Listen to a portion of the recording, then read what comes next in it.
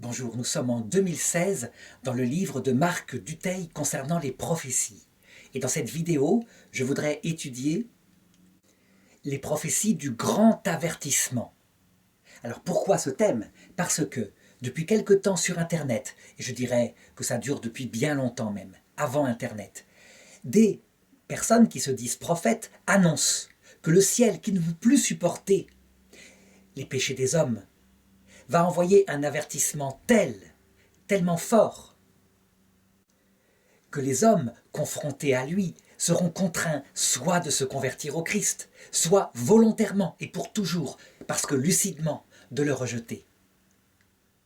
Et souvent, dans ces prophéties, qui parfois relèvent d'apparitions supposées de la Vierge, pas toujours reconnues par l'Église, je pense à San Damiano, Garabandal, il est annoncé la venue d'un signe qui sera permanent, qui sera même annoncé.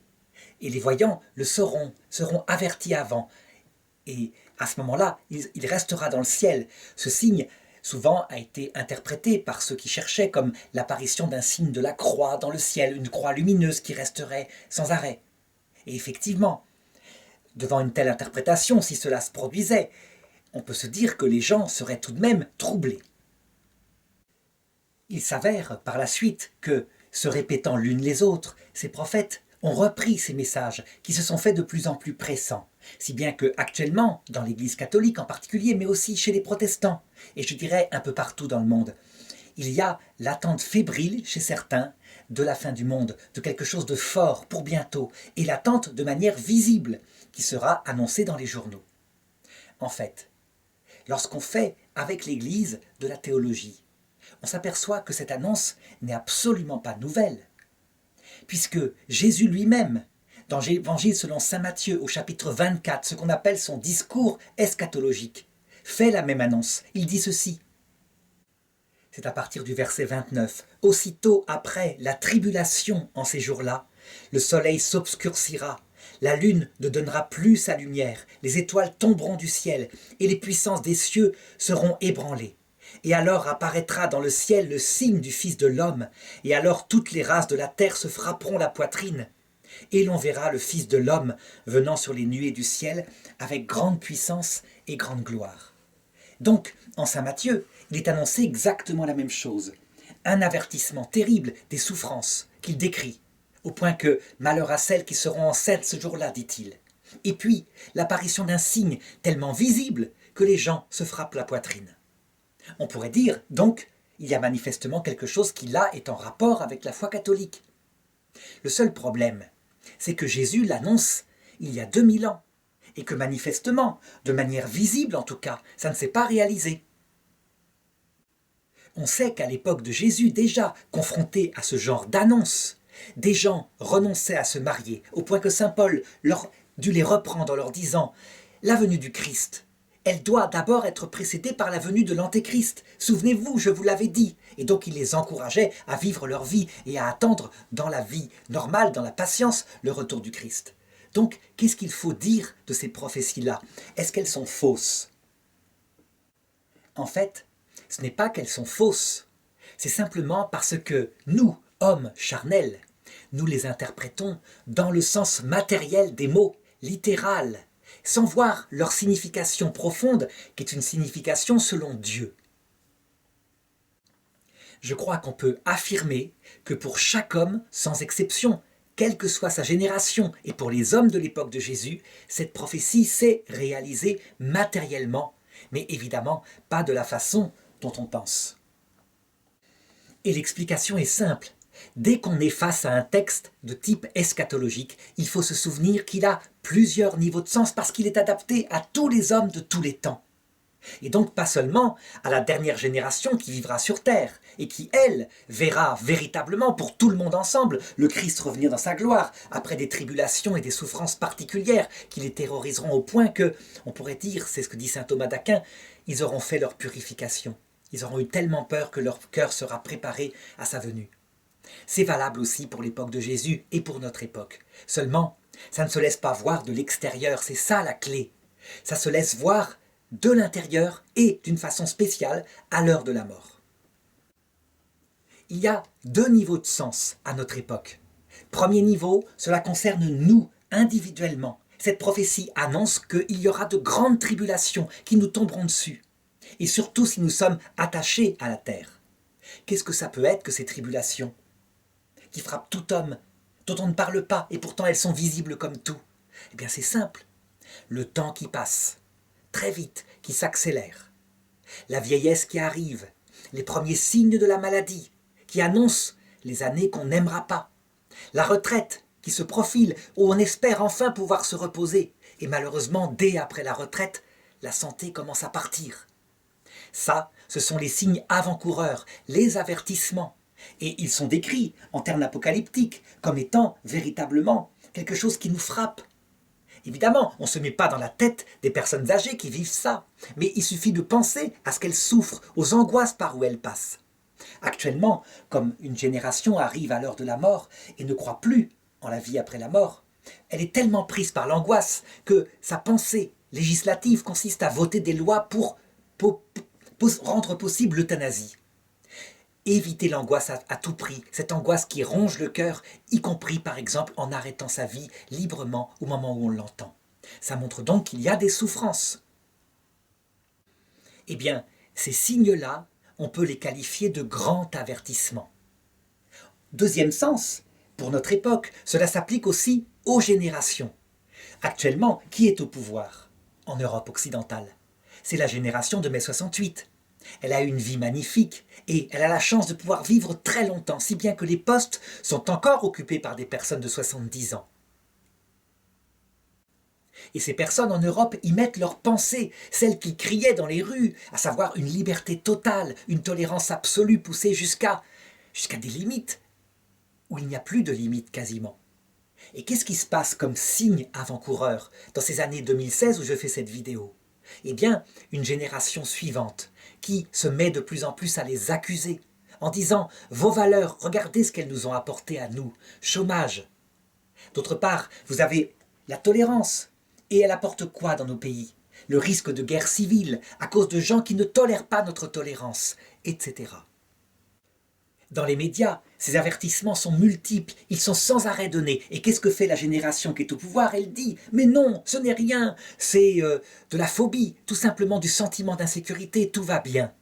Il y a même eu une chanson de Jean-Jacques Goldman qui est sortie récemment et qui mettait en valeur, en avant, ce conflit de deux générations, celle qui a le pouvoir et l'argent, parce qu'elle a travaillé, certainement, et celle qui est jeune et qui arrive derrière et qui connaît le chômage, la précarité et une vie insécurisée. Eh bien, pour notre génération, ça s'appelle le grand avertissement. Il ne faut pas chercher plus loin.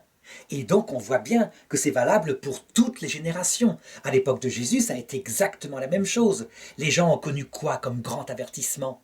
Eh bien, l'invasion par l'Empire romain, la guerre de 70, la destruction du temple de Jérusalem, des morts à la guerre, des famines, etc. Ils ont été abreuvés de signes de leur propre fin. Alors maintenant, il faut se pencher sur la suite. Qu'est-ce que c'est que ce signe indubitable, au point que nul ne pourra faire autrement que croire ou refuser librement de croire? Jésus, dans l'Évangile selon saint Matthieu, le définit comme cela. Vous verrez le signe du Fils de l'homme.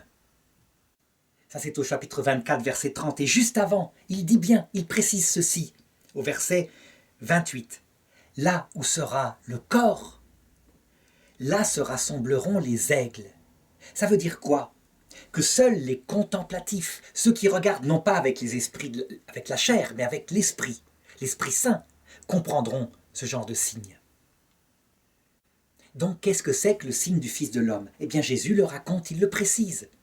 De même que Jonas a été pendant 3 jours dans le ventre du poisson, de même le Fils de l'homme passera 3 jours dans le sein de la terre, puis il ressuscitera. Le signe du Fils de l'homme par lequel tout homme doit passer, c'est tout simplement le passage de la mort, qui dure symboliquement 3 jours. Ça veut dire que personne n'y échappe et personne jamais n'y a échappé. Il faut se mettre à la place des personnes qui y passent. C'est un bouleversement total. On se couche le soir, on est tranquille, la petite vie est tranquille dans sa maison qu'on a mis tellement de temps à construire. Et puis au milieu de la nuit, on se réveille, on se lève, on a entendu un bruit. On va visiter en bas. il n'y a personne. On remonte dans sa chambre et voilà qu'il y a quelqu'un dans son lit. Et on veut le secouer. Et voilà que nos mains passent à travers. En fait, c'est notre propre corps qui est dans le lit. Et ce bruit qu'on a entendu, c'est l'heure de la mort, l'heure où on a quitté son corps. Et on se retrouve entre ce monde et l'autre, dans le passage, bien vivant. Mais tous les biens qu'on a accumulés, on ne peut plus les saisir. Et donc, si on est attaché à cette terre, quelle détresse, quel bouleversement, au point, dit-on, que certains refusent d'admettre qu'ils sont morts, mais ils sont bien obligés de s'y confronter. Ceci est le signe du Fils de l'homme. Évidemment, on n'en parle pas aux médias, on n'en parle pas, je dirais, aux 20h. C'est quelque chose qui bouleverse la vie de chaque personne qui passe par cette terre, et on n'en parle pas aux 20h. Les personnes le vivent une par une, au point que, si par exemple quelqu'un prêchait maintenant, bientôt, pendant votre génération, voilà que le signe du Fils de l'homme va vous être donné, et il sera visible par tout homme. On dirait, il délire, encore une annonce prophétique. En fait, c'est réel. Tout homme va simplement mourir, voilà ce que ça veut dire. Et si le ciel emploie un langage, je dirais, prophétique pour le signaler, c'est parce que sinon, on n'en prend pas garde. Bien sûr qu'on sait qu'on va tous mourir. Ça nous fait rien, on le sait, et on essaye de pas trop y penser. Eh bien, sous forme prophétique, c'est la marque qu'on appelle le signe du Fils de l'homme. La surprise, évidemment, est particulièrement forte pour ceux qui ne croient en rien, qui ne croient pas en la vie après la mort. Ils sont bien obligés de constater là qu'ils sont vivants, alors qu'ils ont parfois combattu toute leur vie avec force ricanement ceux qui y croyaient. Cependant, il faut ajouter quelque chose. Ce passage, 3 jours, par la mort, ce n'est pas l'ultime fin des choses. Et le chapitre 24 de saint Matthieu continue en disant « Et alors toutes les races de la terre se frapperont la poitrine ». Ça, on voit bien pourquoi. Ne serait-ce que à cause de la vanité de tout ce qu'on avait construit en croyant que la vie terrestre seule comptait, mais aussi à cause de ceci. Et l'on verra le Fils de l'homme venant sur les nuées du ciel avec grande puissance et grande gloire, et il enverra ses anges avec une trompette sonore pour rassembler ses élus des 4 vents, des extrémités des cieux à leur extrémité. Dans ce passage de la mort se produit le retour du Christ. Il vient, et cette fois on le voit, mais de ses yeux. On voit son corps de gloire qui ne cache plus son âme, son sacré cœur, tout l'amour qu'il a donné, ce qu'il a souffert. Et il ne vient pas seul, il vient accompagné des saints et des anges. Tout ce qu'on avait appris au catéchisme, tout d'un coup est là, devant soi. Mais c'est tellement plus fort que les mots qu'on avait entendus. C'est de la réalité. Cela s'applique à chacun à l'heure de la mort, mais on doit dire aussi que cela s'applique à chaque génération. Quand elle a terminé son passage sur Terre. Par exemple, en 2016, où je fais cette vidéo, le dernier poilu de la guerre 14 est mort. Tous ceux qui sont allés au combat au début, la fleur au fusil, paraît-il, sont maintenant face au Christ. Ils ont vu le grand avertissement, leur vieillesse qui arrivait.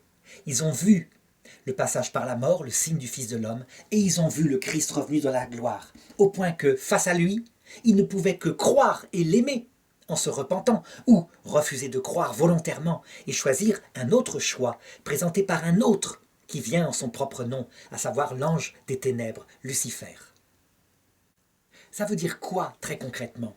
Que si quelqu'un, un prophète quelconque, ou même moi-même, se met à annoncer maintenant le retour du Christ est pour notre génération. Cette génération ne va pas passer que tout ne soit accompli. Vous verrez le grand avertissement, vous verrez le Christ revenir dans sa gloire maintenant. Eh bien, cette personne a raison. Le seul problème, c'est que personne ne verra rien de ceux qui sont restés sur terre. Ce sont ceux qui partent qui voient. Et c'est pourquoi ceux qui restent sur terre parfois rigolent en disant « encore un fou qui prophétisait ». Autre chose, pour ceux qui sont profondément croyants, catholiques, et qui interprètent ces prophéties en disant « oh, ça va pas tarder, bientôt aux 20h, il va y avoir des nouvelles en disant une grande croix est apparue dans le ciel ». Une croix lumineuse, et elle restera en permanence. Cela, évidemment, on le voit bien, se trompe d'interprétation.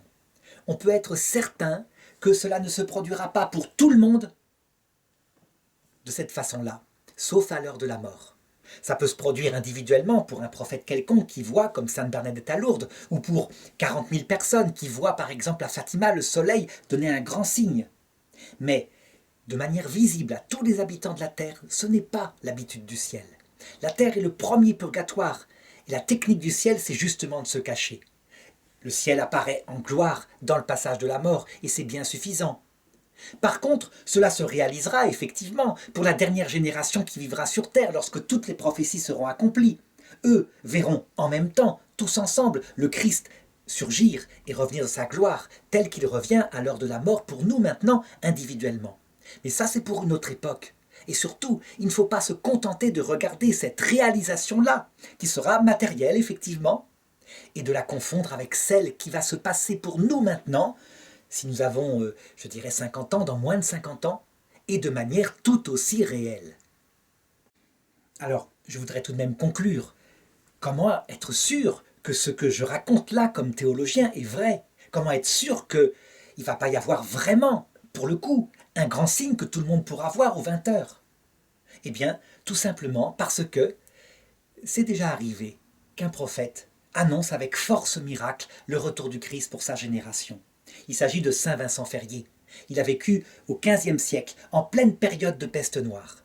C'est un petit moine dominicain espagnol, légat du pape d'Avignon, qui prêchait dans l'Europe entière. Et il était rempli de charisme de manière extraordinaire, unique. Il prêchait dans son patois espagnol, et les gens le comprenaient. Partout où il passait, il avait le don des langues. Un jour, il arrive dans une petite ville du côté de la Bretagne, et il se met à prêcher, alors qu'à côté de lui, il y avait un accompagnateur, un prêtre. Et il dit, « Je vous le dis aujourd'hui, la fin du monde est pour notre génération. Plus de délai, c'est maintenant, c'est la fin du monde. » Le prêtre qui était avec lui, qui était proche du pape d'Avignon, lui dit « Mais père, vous savez bien les décrets du pape, on n'a plus le droit de donner de date comme cela, ça rend les gens fous.